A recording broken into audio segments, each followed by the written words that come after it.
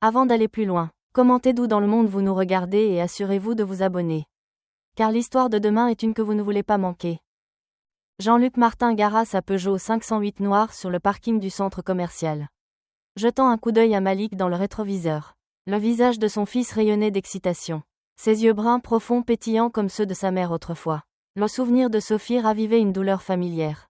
Mais Jean-Luc la repoussa, se concentrant sur la joie de leur samedi matin ensemble.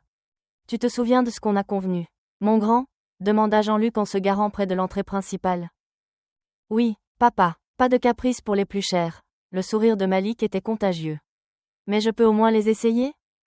Jean-Luc gloussa en détachant sa ceinture. « Bien sûr que tu peux les essayer. C'est comme ça qu'on s'assure qu'elles te vont bien. » Il sortit de la voiture. Sa grande silhouette se déployant avec la grâce naturelle de quelqu'un habitué à commander le respect. Sa tenue décontractée du week-end, un sweat gris et un jean, était un changement bienvenu par rapport à son costume cravate habituel. « Le premier à la porte !» cria Malik, sprintant déjà à travers le parking. « Hé, attends-moi !» Jean-Luc allongea la foulée pour le rattraper, mais resta délibérément un pas derrière. Ces moments étaient précieux. Être simplement un père. Aucune pensée pour les briefings de sécurité nationale ou les évaluations de menaces. À l'intérieur du centre commercial Les Quatre Temps, la foule du samedi matin commençait à s'épaissir. La climatisation bourdonnait, se mêlant au brouhaha des conversations et à la musique faible des haut-parleurs. Ils passèrent devant un stand de crêpes et Jean-Luc surprit Malik le lorgner avec espoir. « Peut-être après les chaussures, » dit Jean-Luc, posant une main douce sur l'épaule de son fils. « Concentrons-nous sur la mission, comme une de tes opérations. » « C'est ça, papa ? » Quelque chose comme ça. Jean-Luc sourit, se rappelant comment Malik aimait entendre des versions édulcorées de ses récits d'entraînement sur le terrain. Sauf que cette fois, la cible est la paire de baskets parfaite. Ils se dirigèrent vers Gosport, où des rangées de chaussures tapissaient les murs dans un arc-en-ciel de couleurs et de styles. Les yeux de Malik s'écarquillèrent. Absorbant tout, Jean-Luc observait l'excitation de son fils avec un mélange d'amour et de nostalgie. Il se souvenait d'avoir l'âge de Malik, quand des chaussures neuves étaient un luxe rare que ses propres parents pouvaient à peine se permettre. « Tu vois quelque chose qui te plaît ?» demanda Jean-Luc, bien qu'il connaisse déjà la réponse. Malik parlait des nouvelles Air Max depuis des semaines. « Je peux voir les bleus. Là-bas ?» Malik désigna une vitrine dans le coin. Un jeune vendeur s'approcha. « Je peux vous aider ?»« Oui, pourrait-on voir celle-ci en taille 39 ?» demanda Jean-Luc. Pendant qu'ils attendaient, Jean-Luc s'assit sur l'un des bancs, regardant Malik examiner chaque détail des modèles d'exposition. Son fils grandissait si vite. Depuis le décès de Sophie 3 ans plus tôt, Jean-Luc s'était dévoué à être à la fois père et mère, déterminé à ce que Malik ne ressente jamais l'absence de l'amour de l'un de ses parents. Le vendeur revint avec les chaussures. Malik les essaya, marchant d'avant en arrière avec un soin exagéré. « Comment tu les sens, mon grand ?» demanda Jean-Luc, vérifiant la pointure avec son pouce. « Elles sont parfaites, et elles me font courir plus vite. Je le sens. » Jean-Luc rit. « Ah oui, alors il faut les prendre. Je ne peux pas te laisser me ralentir. » Ils se dirigèrent vers la caisse où une femme blanche, mince, aux traits pincés, examinait ses ongles. Elle se redressa à leur approche, son sourire n'atteignant pas tout à fait ses yeux. « Vous avez trouvé ce que vous cherchiez ?» demanda-t-elle, son ton professionnellement distant. « Oui, merci. » Jean-Luc sortit son portefeuille et en extirpa un billet de 100 € impeccable. Il venait de le retirer à la banque la veille. La caissière prit le billet entre son pouce et son index comme s'il pouvait la mordre. Elle le tint à la lumière, le tournant dans tous les sens, les lèvres pressées en une fine ligne. Jean-Luc sentit une tension familière lui nouer les épaules. Il avait déjà vu ce regard. La suspicion automatique, l'accusation tacite. À côté de lui, Malik gigotait, mal à l'aise, percevant le changement soudain d'atmosphère. Les yeux de la caissière passaient de Jean-Luc au billet. Sans un mot, elle tendit la main sous le comptoir et appuya sur quelque chose. Une alarme silencieuse, réalisa Jean-Luc, son entraînement à la sécurité s'activant. Son cœur se serra en voyant 2 agents de sécurité du centre commercial changer de direction, se dirigeant droit sur eux. « Y a-t-il un problème ?» demanda Jean-Luc, gardant sa voix calme pour le bien de Malik. Mais il savait déjà ce qui allait arriver. L'hypothèse qu'un homme noir avec un billet de 100 € devait être suspect. Malik se serra contre lui. « Papa » murmura-t-il, la confusion et l'inquiétude se mêlant dans sa voix. « Tout va bien, mon fils » dit doucement Jean-Luc, bien qu'il sente son pouce accélérer. Il posa une main protectrice sur l'épaule de Malik, regardant les gardes se rapprocher. La caissière n'avait toujours pas répondu, se tenant là avec ce regard tendu et suspicieux. D'autres clients commençaient à les dévisager. Une adolescente sortit son téléphone, filmant déjà. Jean-Luc sentit Malik trembler légèrement sous sa main. Et une colère profonde commença à brûler dans sa poitrine. Non pas pour lui-même, mais pour son fils qui devait être témoin de ce moment. Cette dégradation désinvolte qu'aucun enfant de 10 ans ne devrait avoir à comprendre. Les agents de sécurité n'étaient plus qu'à quelques pas, leurs visages figés dans des expressions d'autorité apprise. Jean-Luc se redressa de toute sa hauteur, gardant Malik près de lui, et attendit ce qu'il savait inévitable. Les portes vitrées de Gosport s'ouvrirent brusquement alors que 2 policiers entraient d'un pas décidé. Leurs bottes crissant sur le sol poli. Le plus grand, le sergent Dubois, menait la marche, la main déjà sur son arme de service. Derrière lui, l'agent Lefebvre avait un visage soigneusement impassible. Quel est le problème ici ? La voix de Dubois résonna dans le magasin. Ses yeux se fixèrent immédiatement sur Jean-Luc. Jean-Luc garda sa main stable sur l'épaule de Malik. Il y a eu un malentendu sûr.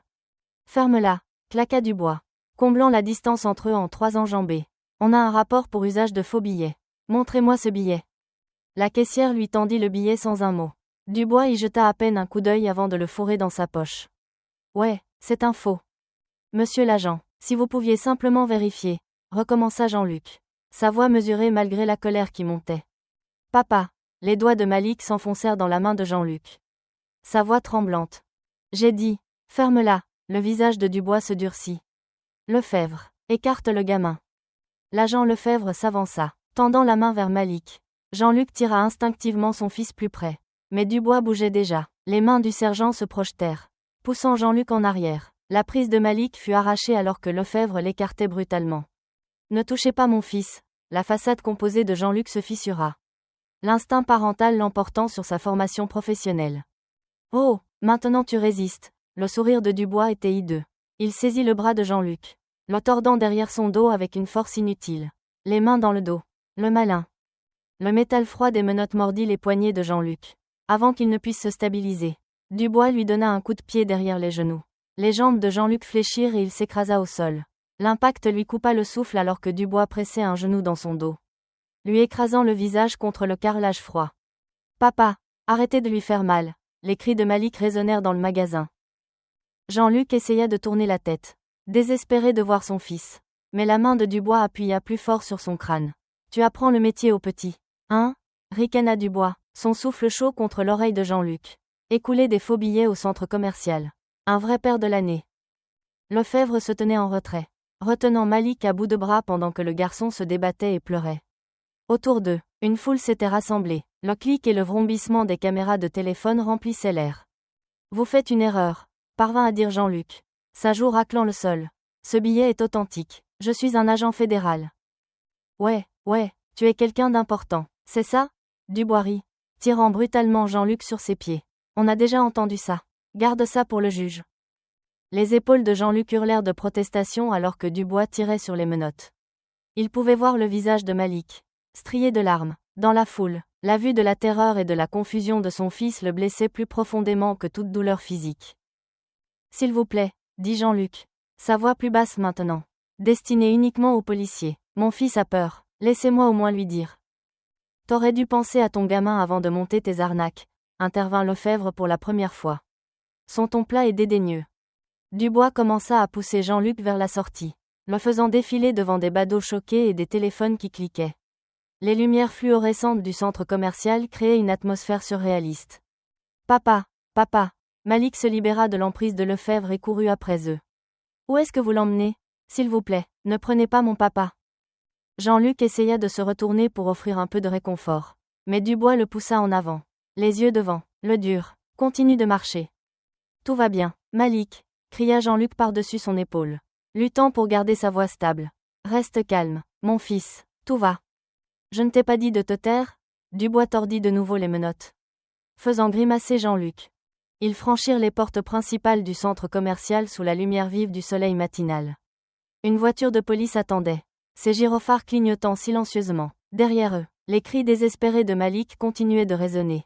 Chaque sanglot était comme un coup porté à la poitrine de Jean-Luc. Monte là-dedans, Locaïd, dit Dubois, poussant brutalement la tête de Jean-Luc vers le bas pour le faire entrer à l'arrière de la voiture. J'espère que tes belles baskets en valaient la peine. La portière claqua. À travers la vitre, Jean-Luc pouvait voir Malik debout à l'entrée du centre commercial. Son petit corps secoué de sanglots tandis que Lefebvre lui tapotait maladroitement l'épaule. Des badauds s'étaient attroupés, les téléphones levés pour capturer chaque instant de l'humiliation.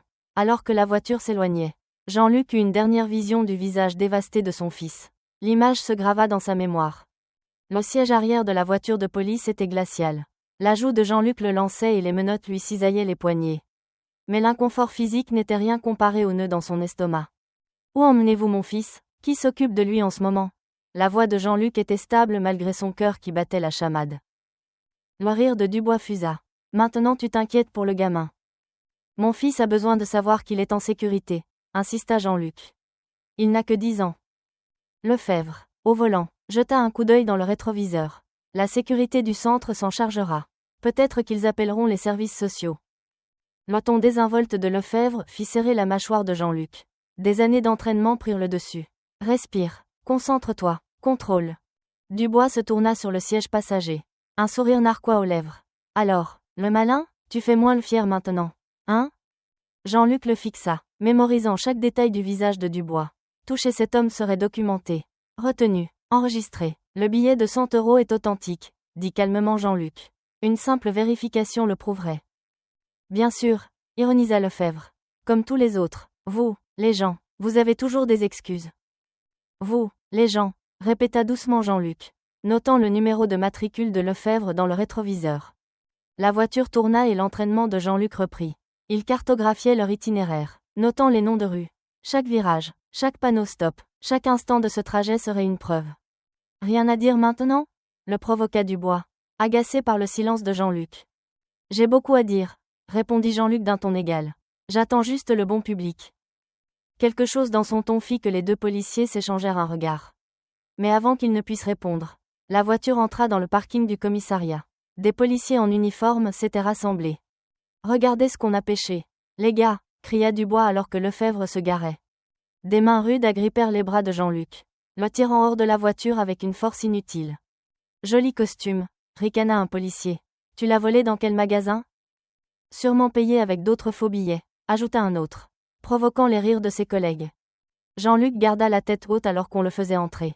Chaque visage, chaque numéro de matricule, chaque nom, il absorbait tout. Ces hommes pensaient faire étalage de leur pouvoir. Mais ils ne faisaient que documenter leur propre corruption.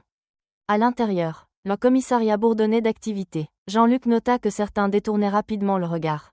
Mal à l'aise, ces visages-là étaient importants aussi. Ceux qui savaient mais choisissaient de se taire. On a un vrai champion.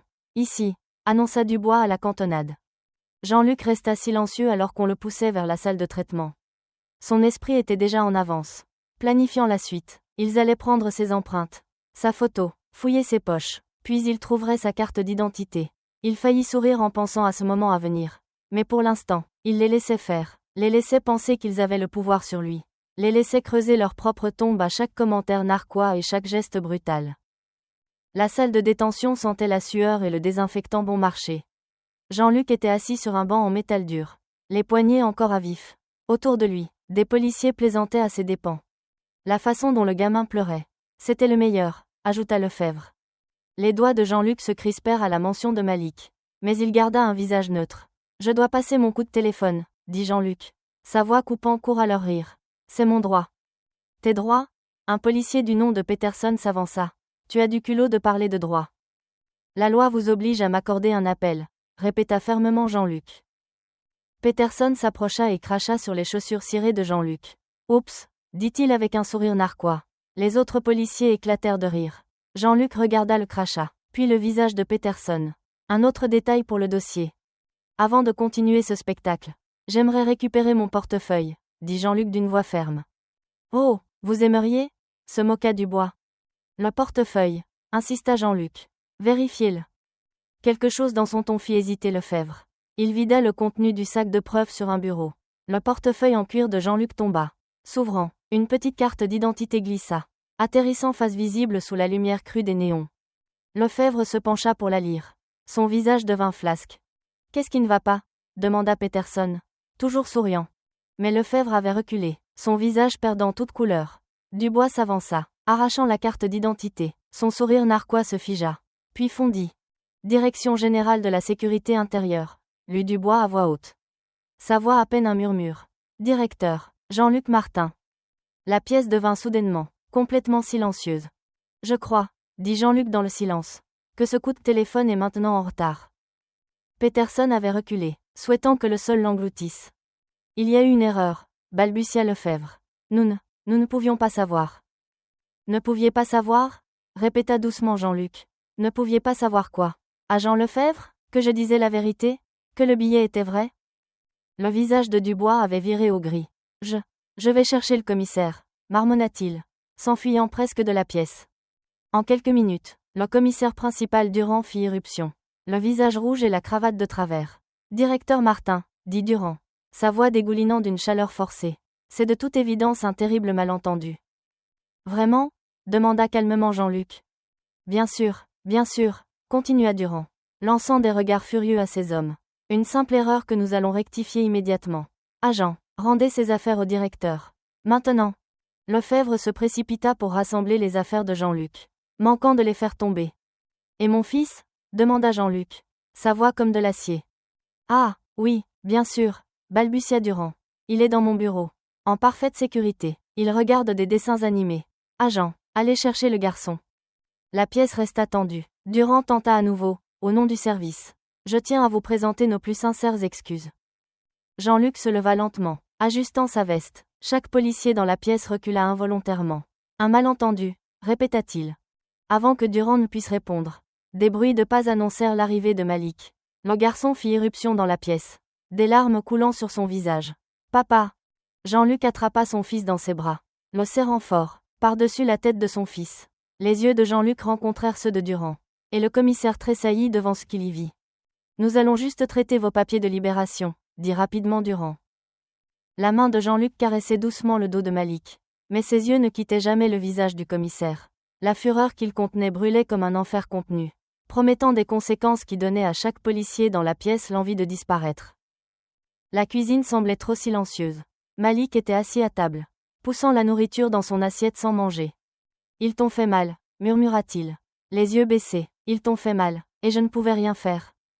Le cœur de Jean-Luc se serra. Rien de tout ça n'était de ta faute. Tu m'entends? Rien. Mais pourquoi ils ont fait ça? On n'a rien fait de mal. Avant que Jean-Luc ne puisse répondre, son téléphone vibra, la 20e fois en 1 heure. Il jeta un coup d'œil à l'écran. Son estomac se noua. La vidéo était partout. Quelqu'un avait filmé tout l'incident. Les cris de son fils transperçaient le bruit de fond. Jean-Luc fit défiler les commentaires. Astérisque encore un caïd qui a eu ce qu'il méritait. Il aurait dû obéir. Ces gens-là jouent toujours les victimes. Astérisque. Mais il y avait d'autres voix. Astérisque, c'est dégoûtant. Ils n'ont même pas vérifié le billet. Regardez comment ils l'ont traité devant son fils. Les flics racistes encore et toujours. Astérisque. Son téléphone vibra avec une alerte info. La chaîne locale couvrait l'histoire. La voix du présentateur emplit la cuisine. Le syndicat de police a publié une déclaration. Selon les responsables, le suspect, maintenant identifié comme le directeur de la DGSI Jean-Luc Martin, a eu un comportement agressif et a activement résisté à son arrestation. Les policiers ont déclaré s'être sentis menacés. La fourchette de Jean-Luc tomba bruyamment. Malik sursauta. Je suis désolé, dit rapidement Jean-Luc. Ce sont juste des gens qui racontent des histoires qui ne sont pas vraies. J'ai vu ce qui s'est passé, dit Malik. Sa voix plus forte maintenant. Ils mentent. Le téléphone de Jean-Luc n'arrêtait pas de sonner. Messages de collègues, d'amis, de journalistes. Papa. La voix de Malik le ramena à la réalité. Tu as des ennuis? Jean-Luc lui serra la main. Non, mon fils, ce sont eux qui ont des ennuis. Ils ne le savent juste pas encore. Des heures passèrent. Jean-Luc réussit à faire manger Malik. Puis l'installa sur le canapé avec un film. Finalement, l'épuisement l'emporta et Malik s'endormit. La télévision continuait sa couverture implacable. Maintenant, des experts analysaient la vidéo image par image, essayant de justifier les actions des policiers. L'un d'eux suggéra que Jean-Luc avait dû faire quelque chose pour les provoquer. Le téléphone de Jean-Luc vibra. Un texto de sa mère. Astérisque chérie, est-ce que toi et Malik allez bien? Ces gens à la télé essaient de te faire passer pour un méchant. Astérisque. Les doigts de Jean-Luc se crispèrent. Les mensonges ne le concernaient plus seulement lui. Ils attaquaient chaque parent qui avait dû enseigner à son enfant comment se comporter avec la police. Chaque personne injustement accusée. Il regarda Malik, dormant paisiblement, puis la télé où son propre visage était affiché. Le bandeau en bas disait « Astérisque, des questions se posent sur la conduite du directeur de la DGSI lors de son arrestation. Astérisque. Il ne s'attaque pas seulement à moi, murmura-t-il. Il s'attaque à nous tous. » Le soleil matinal filtrait à travers la fenêtre du bureau de Jean-Luc alors qu'il composait un numéro familier. Tracfin, service des enquêtes financières. Ici le directeur Martin. Je dois parler à l'agente Morale. Une brève pause. Un instant. Monsieur le directeur. Hélène Morale était son contact de confiance depuis des années. Connue pour sa rigueur. Directeur Martin. La voix de Morale retentit. J'ai vu la vidéo. Vous allez bien? Je vais bien, Hélène. Mais j'ai besoin de votre aide. Ce billet de 100 €. Pouvez-vous le tracer? C'est déjà fait, monsieur. J'ai récupéré le numéro de série des registres de retrait de votre banque hier. Donnez-moi une minute. Il entendit le cliquetis rapide des touches. Voilà, série 2013, imprimée à Chamalières. Le billet est absolument authentique. Il a été fourni à votre banque il y a 3 semaines. J'ai besoin de ça par écrit. Hélène, documentation officielle du Trésor. Je vous l'envoie tout de suite. Mais monsieur, elle hésita. Ce n'est pas la première fois que nous voyons ce schéma. Quel schéma? De fausses accusations de contrefaçon dans les commerces. Nous avons remarqué une tendance inquiétante. Elles sont utilisées de manière disproportionnée pour cibler les clients d'origine maghrébine ou subsaharienne. La mâchoire de Jean-Luc se crispa. Envoyez-moi tout ce que vous avez sur des incidents similaires dans la région. Après avoir raccroché, Jean-Luc se connecta à son système fédéral sécurisé. Son habilitation de sécurité lui donnait accès à un réseau de ressources de surveillance. Il commença par les caméras externes du centre commercial. Les images montraient sa voiture arrivant. Mais quelque chose attira son attention. Une voiture de police patrouillant sur le parking quelques minutes avant. Il zooma. Le numéro correspondait à l'un des véhicules qui avait répondu à son arrestation. Alors, vous étiez déjà là? Marmonna Jean-Luc. Il accéda ensuite au réseau de sécurité interne du centre. Les flux le montraient. Lui et Malik, marchant, mais en arrière-plan. Un policier en uniforme parlait dans sa radio. Puis se mit à les suivre à distance. Le sang de Jean-Luc se glaça. Il le suivait avant même qu'il n'atteigne le magasin. Avant toute mention de faux billets. D'autres images révélèrent le tableau complet. Le policier qui les suivait avait demandé des renforts. 2 autres policiers étaient entrés par des portes différentes. Se positionnant stratégiquement, ils mettaient en place des points de confinement. Tout ça, avant même que je ne sorte mon portefeuille. Il continua de creuser, récupérant les données des antennes relais qui montraient les positions des téléphones des policiers. Ils avaient coordonné leurs mouvements. Ce n'était pas une réponse à l'inquiétude d'une caissière. C'était une opération planifiée. Son ordinateur bipa. Un email de Morale. Elle avait envoyé des rapports du Trésor documentant des incidents similaires. Un médecin d'origine antillaise accusé d'utiliser de faux billets. Un professeur d'université d'origine sénégalaise détenu en achetant des livres. Tous les billets étaient vrais. Toutes les accusations abandonnées. Toutes les victimes étaient non blanches. Jean-Luc ouvrit une autre fenêtre. Accédant au dossier de la police. Il trouva les enregistrements des caméras piétons des policiers. Mais ils ne commençaient qu'après leur entrée dans le magasin. Les images précédentes avaient été commodément effacées. Amateur, marmonna-t-il. Les systèmes fédéraux conservaient des copies de sauvegarde. En quelques minutes, il récupéra les séquences manquantes. Les conversations des policiers étaient clairement audibles. Astérisque cible entrant par l'est avec un mineur. Reçu. Je me mets en position. Voyons voir ce que celui-là a sur lui. Astérisque. Les mains de Jean-Luc se crispèrent.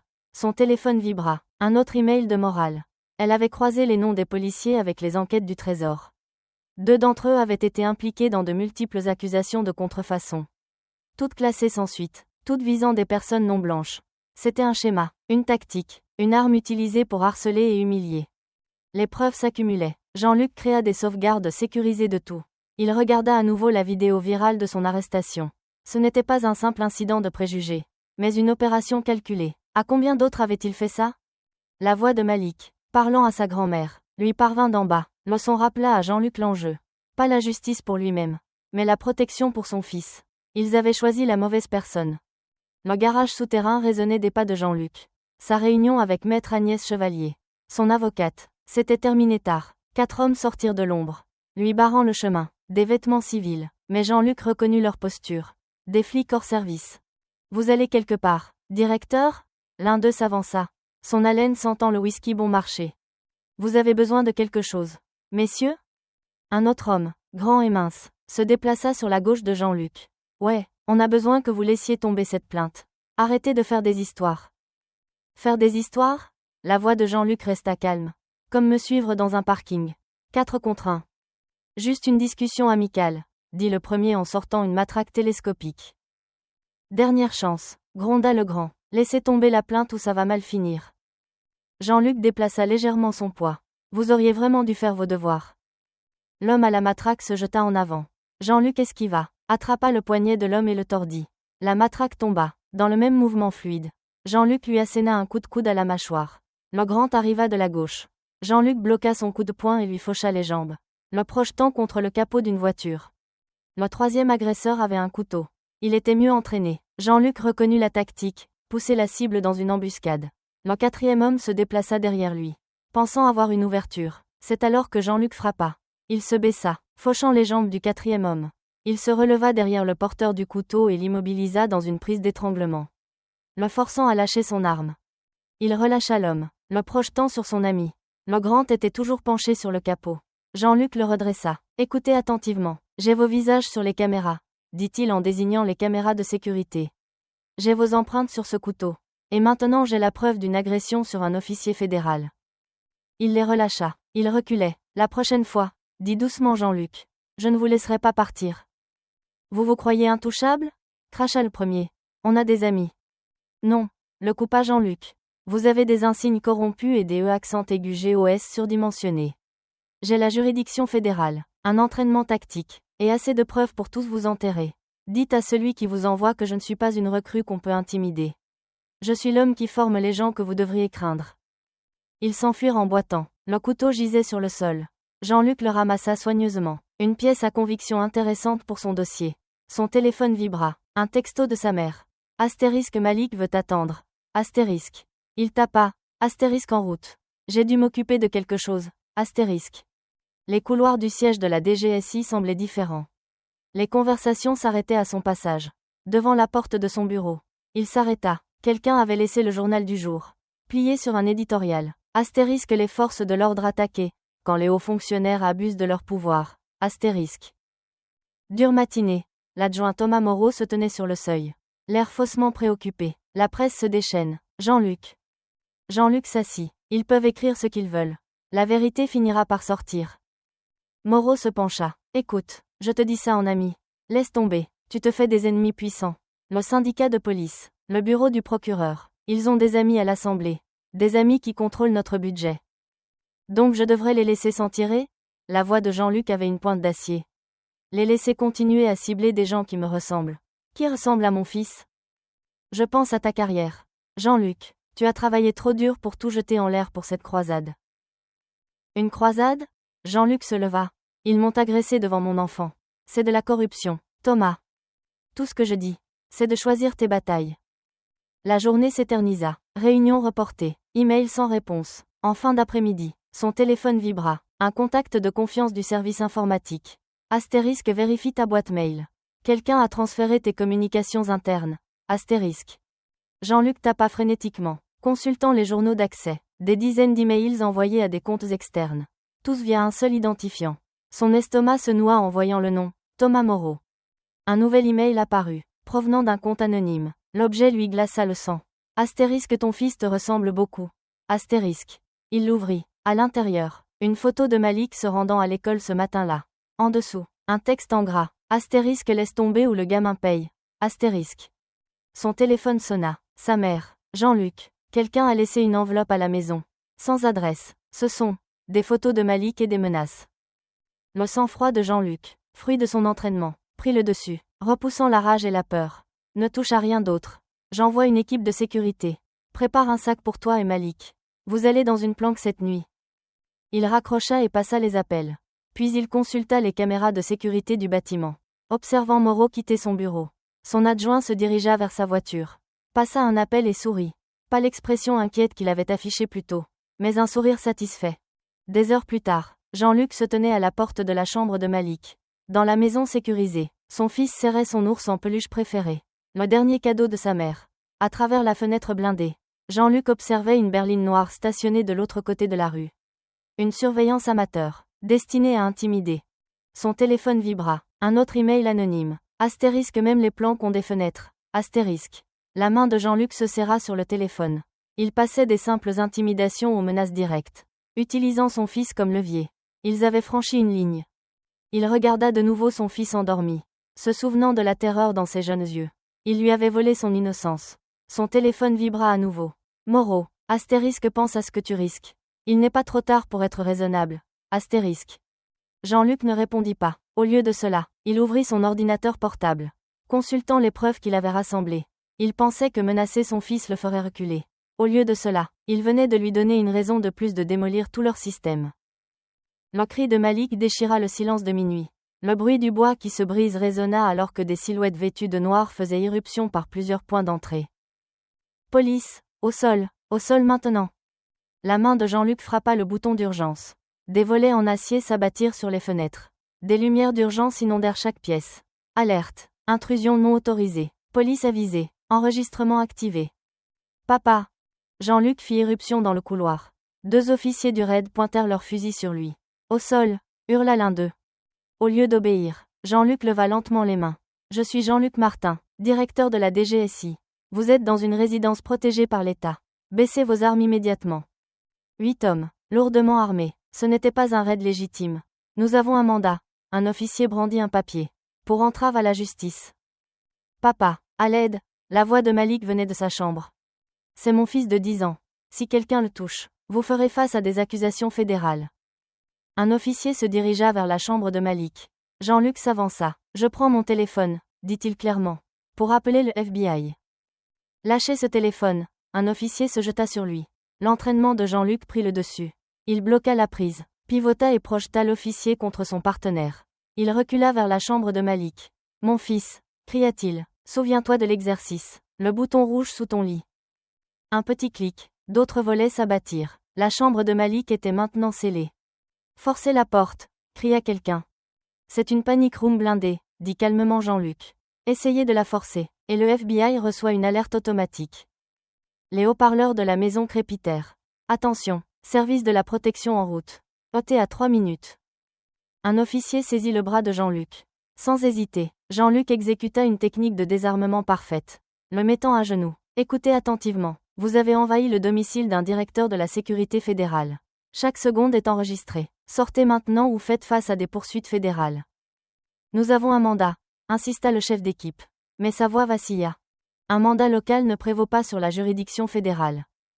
Son téléphone sonna. Haut-parleur, ordonna Jean-Luc. La voix de son avocate emplit la pièce. Jean-Luc, j'ai des injonctions d'urgence de 3 juges fédéraux. Le raid doit se retirer immédiatement ou faire face à des accusations d'outrage à magistrat. La radio du chef d'équipe crépita. Jean-Luc entendit des bribes. Astérisque annuler la mission. Le procureur Vasseur dit de se replier. Dégagez maintenant. Astérisque. Le chef fit signe à son équipe de reculer.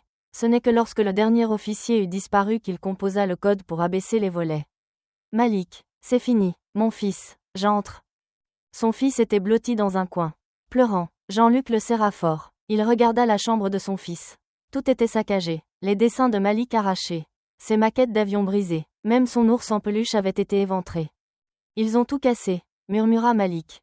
Papa, pourquoi ils nous détestent? Comment expliquer le racisme systémique à un enfant de 10 ans? Ils ne nous détestent pas. Mon fils, dit prudemment Jean-Luc. Ils ont peur. Peur de quoi? Peur des gens qui leur tiennent tête. Peur de la vérité. Il essuya les larmes de son fils. Mais nous n'allons pas laisser la peur gagner. Il regarda la destruction. Le sanctuaire qu'il avait créé était violé. Mais il tenait son fils. Tous deux secoués, mais en vie. Le lendemain du raid, Jean-Luc était assis à sa table de cuisine.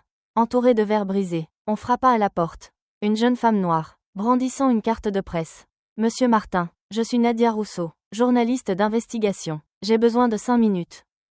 Si vous êtes ici pour une déclaration. Je suis ici parce que je sais qui a ordonné ce raid. Et ça va plus loin que des flics racistes. Jean-Luc la laissa entrer. Elle examina les dégâts. Ils n'ont pas trouvé ce qu'ils cherchaient. Les preuves que vous avez rassemblées. Nadia sortit son téléphone, lui montrant un tableur. Je suis sur des incidents similaires depuis des mois. L'accusation de faux billets est leur excuse favorite. Qui sont vos sources?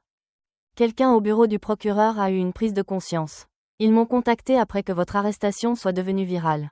Le procureur Vasseur fait pression sur la police pour augmenter les chiffres d'arrestation. En ciblant spécifiquement les hommes d'origine immigrée. Pourquoi? Des ambitions politiques et des contrats de sécurité. Le comté est en train de négocier des contrats lucratifs pour de nouveaux systèmes de surveillance. De nouvelles prisons, des chiffres d'arrestation plus élevés justifient ces dépenses. Et devinez qui siège au conseil d'administration des entreprises qui remportent ces contrats? Le procureur et le commissaire. Ils gagnent de l'argent sur les deux tableaux, marmonna Jean-Luc.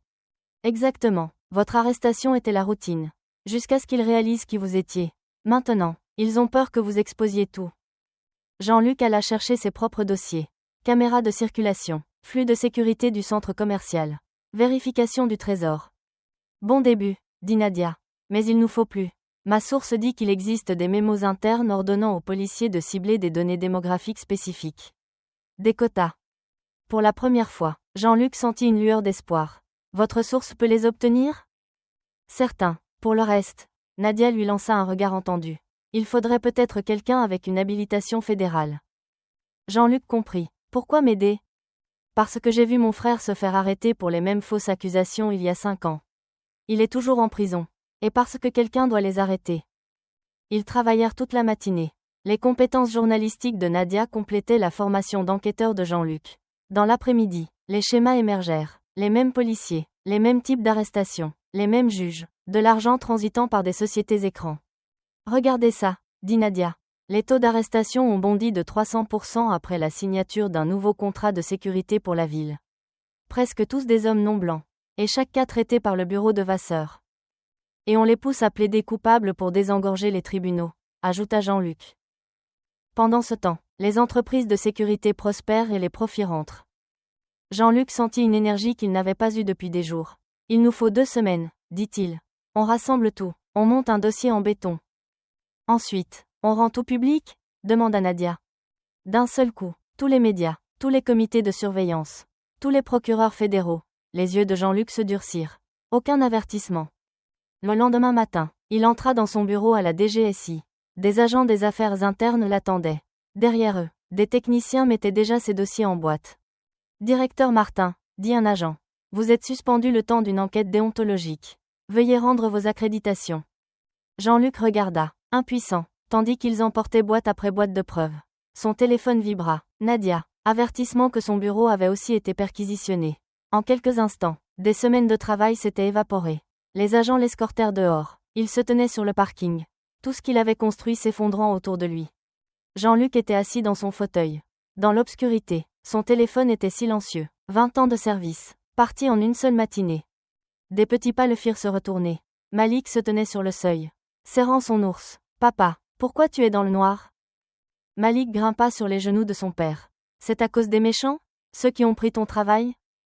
La gorge de Jean-Luc se serra. Parfois, faire ce qui est juste est difficile. Très difficile. Comme quand tu as tenu tête à ces policiers. Même s'il était méchant. Oui, comme ça. Malik réfléchit un instant, puis il serra la main de son père. Tu te souviens de ce que tu m'as dit quand Thomas me volait mon goûter ? Tu as dit qu'il ne faut jamais céder aux tyrans. Tu as dit que si on les laisse gagner, ils n'arrêteront jamais. Il hésita. Puis continua avec une détermination féroce. Tu as dit que nous, les Martins, on n'abandonne pas. Quelque chose s'agita dans la poitrine de Jean-Luc. Il regarda le visage de son fils, y voyant non seulement une confiance innocente, mais une véritable compréhension. Depuis quand es-tu devenu si sage ? Demanda doucement Jean-Luc. J'ai appris de toi. Papa, n'arrête pas de te battre. S'il te plaît. Jean-Luc serra son fils dans ses bras. Malik avait raison. Abandonner maintenant lui apprendrait la mauvaise leçon. Après avoir recouché Malik, Jean-Luc prit son téléphone. Il composa le numéro de Nadia. 3 sonneries, puis sa voix. Je me demandais quand vous appelleriez. Ils ont tout pris, dit Jean-Luc. Pas tout. Le ton de Nadia devint presque suffisant. Vous vous souvenez quand j'ai parlé de sauvegarder les fichiers sur des serveurs qu'ils ne pouvaient pas toucher ? Jean-Luc se redressa. Vous voulez dire ? Je fais ce métier depuis trop longtemps pour mettre tous mes œufs dans le même panier. Chaque preuve est stockée en toute sécurité. Ils ont saisi des copies vides. Le soulagement inonda Jean-Luc. Ce n'est pas tout, continua Nadia. Après la perquisition, j'ai reçu des appels de 4 agents fédéraux différents. On dirait que vous avez des amis loyaux. Morale ? Souffla Jean-Luc. Elle et d'autres ont tranquillement tout documenté depuis votre arrestation. Ils ont des enregistrements de surveillance, des communications internes, des transferts financiers, des choses auxquelles nous ne pouvions même pas accéder. Jean-Luc commença à faire les 100 pas.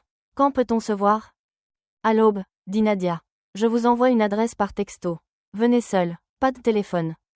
Après avoir raccroché, Jean-Luc alla voir Malik. Il pensait aux autres pères, aux autres fils piégés dans ce système.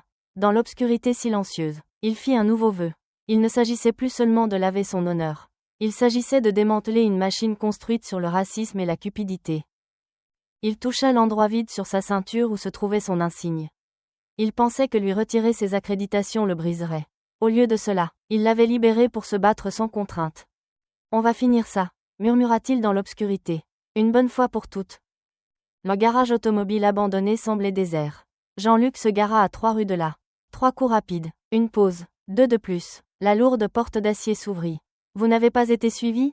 Demanda Nadia. L'intérieur avait été transformé en un centre de commandement improvisé. L'agente Hélène Moral se tenait à côté d'un tableau blanc couvert d'organigrammes. 2 autres agents que Jean-Luc reconnaissait travaillaient sur des ordinateurs. Ils avaient risqué leur carrière en venant ici. Qu'est-ce qu'on a ? Demanda Jean-Luc. Nadia étala des dossiers. La piste de l'argent mène à 2 noms, le commissaire principal Durand et le procureur Philippe Vasseur. Jean-Luc se pencha, scannant les relevés bancaires, des pots de vin des entreprises de sécurité, déguisés en honoraires de conseil. Brillant dans sa simplicité, expliqua Nadia. Le commissariat a des quotas d'arrestation. Les policiers reçoivent des primes. Le bureau du procureur accélère les plaidés coupables. Un agent projeta une carte sur le mur. Des points rouges se concentraient dans les quartiers à forte population immigrée. Une analyse des registres d'arrestation montre des schémas clairs. La bile montait dans la gorge de Jean-Luc. Chaque point représentait une vie brisée. Plus de 5000 arrestations douteuses au cours des 3 dernières années, ajouta Moral. Et les profits ? Demanda Jean-Luc. Nadia lui tendit un autre document. Les comptes offshore du commissaire Durand montrent des dépôts totalisant 12 millions d'euros depuis 2015. Le procureur en a touché près de 9. L'argent du sang, gronda Jean-Luc. Bâti sur la destruction de vies, il se déplaça vers le tableau blanc. L'ampleur de la corruption était stupéfiante. Des juges, des fonctionnaires de prison, des politiciens. Ce ne sont pas juste quelques mauvais flics, dit Jean-Luc. C'est une entreprise. Ils ont transformé le racisme en modèle économique. Votre arrestation les a effrayés, ajouta Moral. Ils font des erreurs. C'est pour ça qu'ils ont perquisitionné mon bureau. Vous êtes une menace pour toute leur opération, dit Nadia. Ils ont essayé de me détruire à la place. La voix de Jean-Luc était froide. Ma carrière, ma réputation, le sentiment de sécurité de mon fils. Des dommages collatéraux. Il regarda les preuves étalées. La menace n'était pas seulement le terrorisme extérieur. Elle était ici même, en costume et en uniforme. Nous avons assez pour les faire tomber, dit Moral. Multiples violations fédérales, crimes contre les droits civiques. Les preuves sont irréfutables. Mais nous devons agir vite, avertit Nadia. Jean-Luc se redressa, l'autorité revenant dans sa posture. Les autres se redressèrent inconsciemment. On les frappe sous plusieurs angles, dit-il. Juridique, médiatique, financier, aucun avertissement. Il commença à tracer des plans sur le tableau blanc. Moral, préparez les mandats d'arrêt. Nadia, il nous faudra une exposition médiatique maximale. Faites coïncider avec les arrestations. Montrez tout au public. J'ai déjà 3 grands médias prêts à diffuser l'histoire, confirma-t-elle. Jean-Luc regarda son équipe. Malgré tout ce qu'on lui avait pris, il se sentait plus fort que jamais. Il pensait que détruire ma carrière me ferait taire. Au lieu de cela, ils m'ont libéré pour me battre sans contrainte. Fini la bureaucratie, fini les considérations politiques. Il se tourna vers eux. Sa voix résonnant d'autorité. Ça s'arrête maintenant. Nous leur portons le combat. Pas seulement pour moi ou mon fils, mais pour chaque famille qu'ils ont terrorisée. Les SUV noirs arrivèrent au siège du syndicat de police à la tombée de la nuit. Jean-Luc ajusta son gilet tactique. À côté de lui, l'agente Moral coordonnait son équipe. Toutes les unités en position. Selon le règlement, dit Jean-Luc en brandissant le mandat fédéral. Qu'ils voient à quoi ressemble la vraie police. Ils montèrent rapidement les escaliers. Au 3e étage, Jean-Luc fit une pause, entendant des voix en colère. Astérisque, les comptes sont gelés. Vasseur ne répond pas. Ça doit être Martin. Astérisque. Jean-Luc défonça la porte. Agents fédéraux, tout le monde à terre. Le bureau du syndicat explosa dans le chaos. 8 policiers se dispersèrent, cherchant des armes. Jean-Luc identifia le président du syndicat. Marchand, en train de fourrer des papiers dans une déchiqueteuse. L'officier Reeves, un policier costaud que Jean-Luc reconnut de son arrestation. Chargea. Jean-Luc l'esquiva, le projetant contre un bureau qui se brisa. À travers la pièce, Moral et son équipe maîtrisaient efficacement les autres. Seul Marchand restait, barricadé derrière son bureau avec une arme. C'est illégal, cria Marchand. Jean-Luc s'avança, impassible. Le mandat fédéral dit le contraire. Tout votre empire corrompu s'effondre ce soir. Il sauta par-dessus le bureau. Le désarmant. Il plaqua Marchand au sol. Je suis l'homme que vous avez essayé de détruire, grogna Jean-Luc. Qu'est-ce que ça fait d'être de l'autre côté ? Par la fenêtre, Jean-Luc vit d'autres véhicules fédéraux arriver. Vous ne comprenez pas ce que vous faites, dit Marchand. Nous maintenons l'ordre. Sans vous, peut-être que les gens feront à nouveau confiance à la police. Il regarda la pièce. Les puissants leaders syndicaux, menottés au sol. Reeves gémit. Vous ne pouvez pas nous faire ça. On est des flics. Non, déclara fermement Jean-Luc. Vous êtes des criminels qui se cachent derrière des insignes. Il se tourna vers Morale. Faites-les traiter. Aucune faveur. Sa radio crépita. Astérisque contrôle. Ici Martin. Siège du syndicat sécurisé. 8 suspects en garde à vue.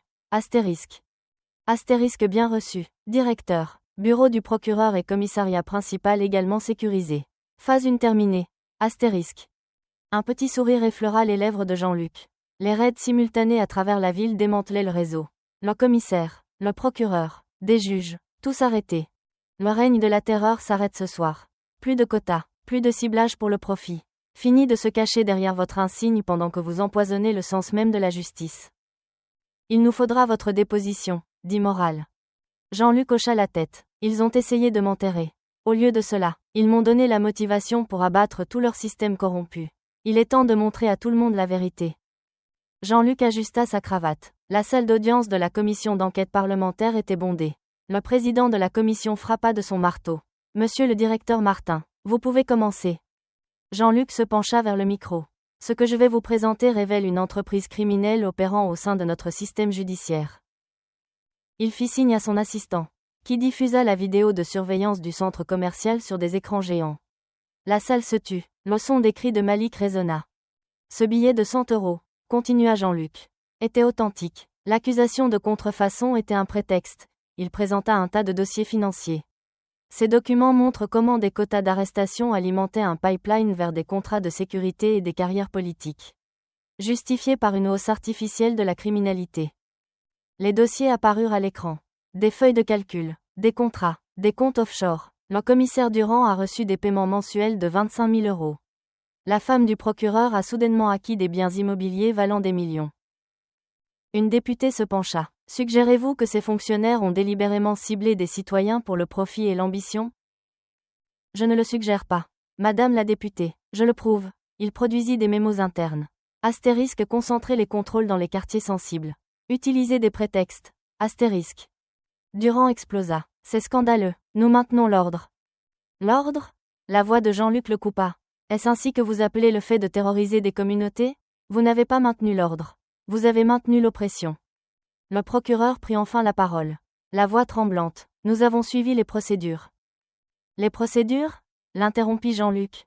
Comme ce mémo où vous donnez pour instruction de rejeter les arrangements pour les prévenus d'origine immigrée. Afin de gonfler les statistiques de condamnation? La salle éclata. Le président frappa de son marteau. Quand le silence revint, Jean-Luc livra sa déclaration finale. Je suis venu ici aujourd'hui non seulement en tant qu'officier fédéral, mais en tant que père, en tant qu'homme noir qui en a vu trop d'autres détruits par ce système.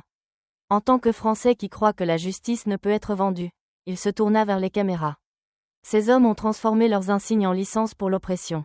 Et ils l'ont fait pour l'argent et le pouvoir. Les écrans derrière lui se remplirent de titres de journaux de tout le pays. Une députée reprit la parole.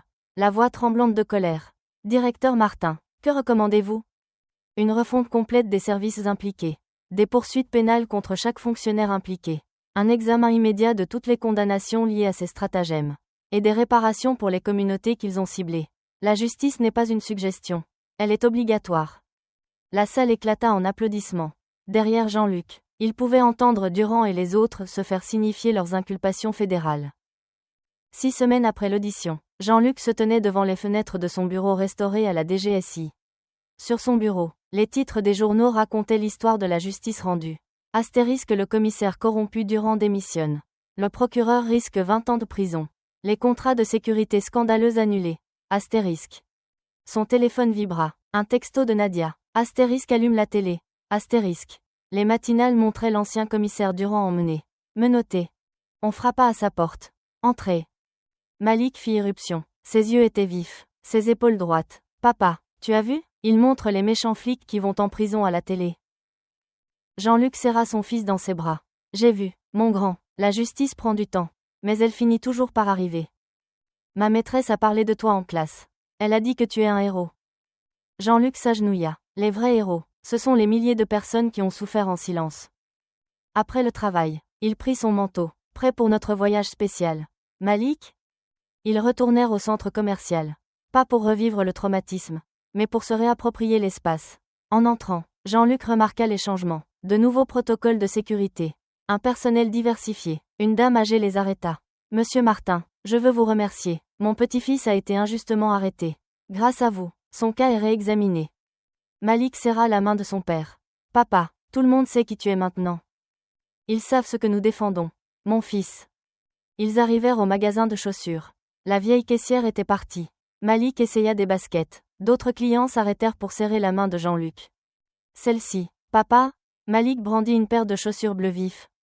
À la caisse, Jean-Luc sortit son portefeuille. Quand il tendit un billet de 100 €. Il n'y eut aucune suspicion. Aucune alarme silencieuse. Vous désirez un reçu, monsieur? En sortant, une équipe de télévision locale les repéra. Monsieur le directeur, un commentaire sur les dernières arrestations? Jean-Luc regarda Malik, puis la caméra. Juste ceci, la France fonctionne mieux quand la justice fonctionne pour tout le monde. Nous construisons un système où aucun enfant n'aura à regarder son parent se faire humilier pour sa couleur de peau. Malik tira sur sa manche. Papa, on peut prendre une glace? Jean-Luc rit. Bien sûr, mon grand. Ils s'assirent à l'air de restauration. Papa, demanda Malik, tu te souviens quand tu m'as dit de ne jamais laisser les tyrans gagner? Je m'en souviens. Tu ne les as pas laissés gagner. Tu les as battus. Jean-Luc essuya une tache de glace sur le menton de son fils. Astérisque nous astérisque les avons battus. Malik, tous ensemble. Alors, qu'est-ce qu'on fait maintenant? Jean-Luc regarda la foule. Des gens de toutes les couleurs. Faisant du shopping. Riant. Vivant sans peur. C'est à ça que ressemblait la justice. Il se pencha vers son fils. Sa voix douce mais forte. On ne se courbe pas. On s'élève. Le visage de Malik s'illumina d'un sourire fier. Il se redressa, le menton haut, la glace oubliée. À cet instant, il n'était pas seulement le fils de Jean-Luc. Il était l'avenir pour lequel il s'était battu. Un avenir où la dignité et la justice n'étaient pas déterminées par la couleur de la peau. J'espère que vous avez apprécié cette histoire. Veuillez la partager avec vos amis et vous abonner pour ne pas manquer la prochaine. En attendant, j'ai sélectionné 2 histoires pour vous que je pense que vous apprécierez. Passez une excellente journée.